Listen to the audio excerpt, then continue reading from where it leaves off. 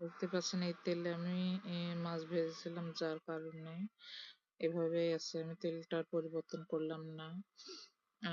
এই তেলের মধ্যেই আরো কিছু পরিমাণ তেল দিয়ে নিলাম। এবার তাতে পেঁয়াজ মরিচ কুচি দিয়ে একটু নাড়াচাড়া করে নেব। এখন আমি টমেটো দিয়ে পেঁপে ভাজবো। আমি টমেটো এবং পেঁপেগুলো আগেই কেটে ধুয়ে পরিষ্কার করে নিয়েছিলাম। পেঁয়াজ মরিচটা একটু লাল হয়ে আসলে তাতে সামান্য পরিমাণ জিরা ফোড়ন দেব। আমি পেঁপের উপরেই লবণ এবং হলুদ গুঁড়া দিয়ে রাখছিলাম, দেখতেই পাচ্ছেন।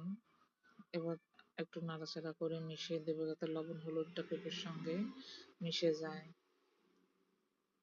নাড়াচাড়া করে ঢাকা দিয়ে দেব। কিছুক্ষণ পর আবার একটু নাড়াচাড়া করে দেব।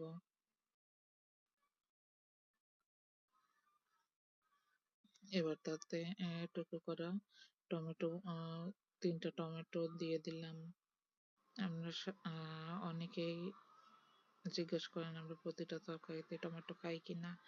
হ্যাঁ, শীতের সময় আমরা প্রতিটা তরকারিতেই টমেটো দেওয়ার চেষ্টা করি, কারণ টমেটো দিলে আলাদা একটা ফ্লেভার আসে এবং খাবারের স্বাদটা অনেকটাই বেড়ে যায়। দেখতেই পাচ্ছেন আমার ভাজাটা হয়ে